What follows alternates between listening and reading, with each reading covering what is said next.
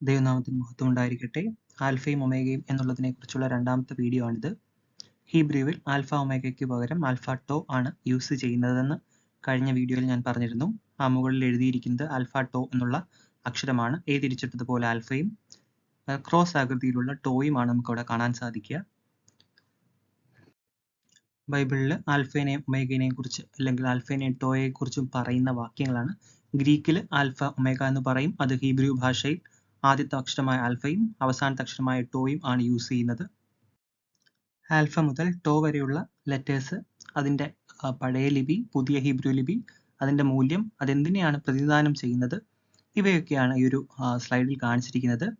Alpha, beta, gamma, delta. അങ്ങനെ delta നോക്കുകയാണെങ്കിൽ ഡോറിൻ്റെ പടമാണ്, അല്ലെങ്കിൽ ഡോറാണ് അത് സൂചിപ്പിക്കുന്നത്. അതെന്താണെന്ന് ഞാൻ അടുത്ത സ്ലൈഡിൽ പറയാം.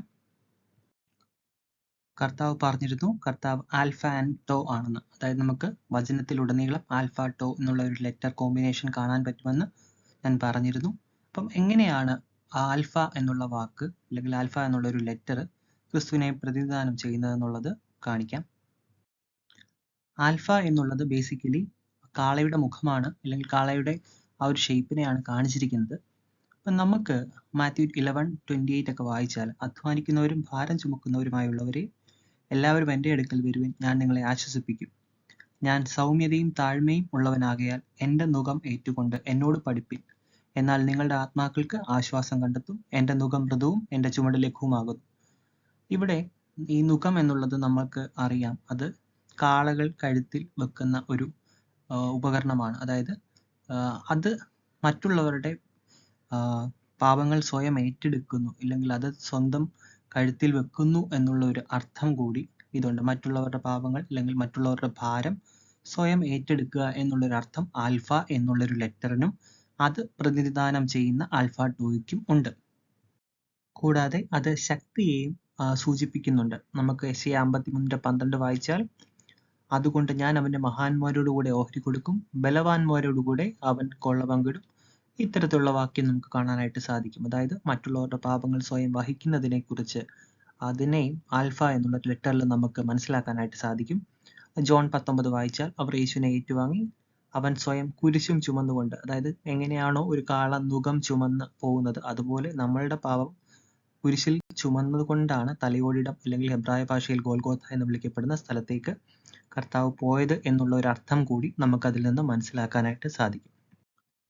മാത്യു 11:29 നമ്മൾ കണ്ടിരുന്നു, ഞാൻ സൗമ്യതയും താഴ്മയും ഉള്ളവനാകയാൽ എൻ്റെ നുകം ഏറ്റുകൊണ്ട് എന്നോട് പഠിപ്പിനെന്ന് കർത്താവ് പറയുന്നത്. അപ്പോൾ എന്താണ്? നിങ്ങളുടെ ആത്മാക്കൾക്ക് ആശ്വാസം കണ്ടെത്തുക എന്നാണ് അവിടെ കർത്താവ് പറയുന്നത്. അപ്പം 2 കൊരിന്ത്യർക്ക് 10:1 വായിച്ചാലും നമ്മളും അതുപോലെ താഴ്മയുള്ളവരാകുവിൻ എന്നാണ് പൗലോസ് അവിടെ നമ്മളോട് പറയുന്നതെന്നും നമുക്ക് കാണാനായിട്ട് സാധിക്കും. നമ്മുടെ ബൈബിളിലെ സങ്കീർത്തനം 119 അത് ഏറ്റവും കൂടുതൽ വചനം പ്രമാണിക്കേണ്ടതിനെയും അതോടൊപ്പം തന്നെ വചനം ഉരുവിടുന്നതിനും അല്ലെങ്കിൽ മനസ്സിൽ സൂക്ഷിക്കുന്നതിനെയും കുറിച്ചുള്ള ഒരു സങ്കീർത്തനമാണ്. ആ സങ്കീർത്തനത്തിലെ നമുക്ക് ആൽഫ മുതൽ ടോ വരെയായിട്ട് ഭാഗിച്ചിരിക്കുന്നതായിട്ട് നമുക്ക് കാണാനായിട്ട് സാധിക്കും. അത് തുടങ്ങുന്നത് തന്നെ ആൽഫ പറഞ്ഞു തുടങ്ങിയിട്ടാണ്. ഇവിടെ 170ാമത്തെ വാക്യത്തിന് മുമ്പ് അതിനെ ടോ എന്നുള്ള ഡിവിഷനും കാണാൻ പറ്റും. അപ്പോൾ ആൽഫ മുതൽ ടോ വരെയാണ് 119ാമത്തെ സങ്കീർത്തനം ഡിവൈഡ് ചെയ്തിരിക്കുന്നത് എന്ന് നമുക്ക് കാണാം. കൂടാതെ നമുക്ക് ഇതിന് മനസ്സിലാവുന്നത് വചനത്തെക്കുറിച്ച് അല്ലെങ്കിൽ ദൈവത്തിൻ്റെ ന്യായപ്രമാണത്തെക്കുറിച്ച് ഏറ്റവും മനോഹരമായി വിവരിച്ചിരിക്കുന്ന, അത് പാലിക്കേണ്ടതിനെക്കുറിച്ച് പറയുന്ന ഒരു സങ്കീർത്തനമാണ് 119. 170ാമത്തെ വാക്യം വായിച്ചാൽ, യഹോവേ എൻ്റെ നിലവിളി തിരുസന്നിധിയിൽ വരുമാറാകട്ടെ, എൻ്റെ വചനപ്രകാരം എനിക്ക് ബുദ്ധി നൽകണമേ എന്ന്, അല്ലെങ്കിൽ അതിനെക്കുറിച്ചുള്ള അനേകം വാക്യങ്ങൾ, മനോഹരമായ വാക്യങ്ങൾ നമുക്ക് 119ാമത്തെ സങ്കീർത്തനത്തിൽ കാണാം. എൻ്റെ വചനം എൻ്റെ കാലിന് വിളക്കും എൻ്റെ പാതയ്ക്ക് പ്രകാശവുമാകട്ടെ എന്നുള്ള 119ൻ്റെ 105 നമുക്ക് ഏറെ സുപരിചിതമായ ഒരു വാക്യവുമാണ്. ഈ സ്ലൈഡിൽ ആദ്യമേ കാണിച്ചിരിക്കുന്നത് പുരാതന ഹീബ്രുവിൽ യാഹുവ എന്നെഴുതിയിരിക്കുന്നതും അതിന് താഴെ യഹൂദ എന്നെഴുതിയിരിക്കുന്നതുമാണ്. നമുക്കറിയാം ഒരു ഡെൽറ്റയാണ് അവിടെ കൂടുതലായിട്ടുള്ളത്. ഡെൽറ്റ എന്ന് പറഞ്ഞാൽ ഡോറിനെ സൂചിപ്പിക്കുന്നു, അല്ലെങ്കിൽ വാതിലിനെ സൂചിപ്പിക്കുന്നു എന്ന് മുൻപത്തെ സ്ലൈഡിൽ പറഞ്ഞിട്ടുണ്ടായിരുന്നു. ഞാൻ ആടുകളുടെ വാതിലാകുന്നു, പിതാവിലേക്കുള്ള ഏക വഴി കർത്താവാണെന്ന് കർത്താവ് പറഞ്ഞതും, അല്ലെങ്കിൽ യഹൂദ ഗോത്രത്തിലെ സിംഹമായ മശിഹയിൽ കൂടിയാണ് യഹോവയിലേക്കുള്ള വഴി എന്നുള്ളൊരർത്ഥം കൂടി അതിനുണ്ടെന്ന് നമുക്ക് മനസ്സിലാക്കാനായിട്ട് സാധിക്കും. റൈറ്റ് സൈഡിലെ പിക്ചർ നോക്കിയാൽ അടുത്തിടയ്ക്ക് അമേരിക്കയിലുണ്ടായ ഒരു എക്ലിപ്സിൻ്റെ പടമാണ്. അവിടെ ആൽഫയും ടോയും ഒരു 7 വർഷത്തെ എക്ലിപ്സിൽ ആ ഒരു ഭാഗത്ത് ഉണ്ടായതായിട്ട്, അല്ലെങ്കിൽ ആ ഒരു ഷേപ്പാണ് അത് ഫോം ചെയ്തത് എന്നുള്ളത് കൊണ്ട് തന്നെ ആൾക്കാർ വളരെ ഇൻട്രസ്റ്റിംഗ് ആയിട്ട് നോക്കിയിരുന്ന ഒരു എക്ലിപ്സ് ആയിരുന്നു, അല്ലെങ്കിൽ 3 എക്ലിപ്സുകളായിരുന്നു അന്നുണ്ടായത്, അല്ലെങ്കിൽ 2024 വരെ 2017 മുതൽ ഉണ്ടായത്. അപ്പോൾ ഈ കാലഘട്ടത്തിന്റെ പ്രത്യേകതകളൊക്കെ ഓരോരുത്തരും ശ്രദ്ധിക്കുന്നുണ്ട്. തീർച്ചയായിട്ടും നമ്മളും അതിൽ കൂടുതലായിട്ട് കാലഘട്ടത്തിന്റെ പ്രത്യേകതകൾ മനസ്സിലാക്കുക, പ്രാർത്ഥിക്കുക.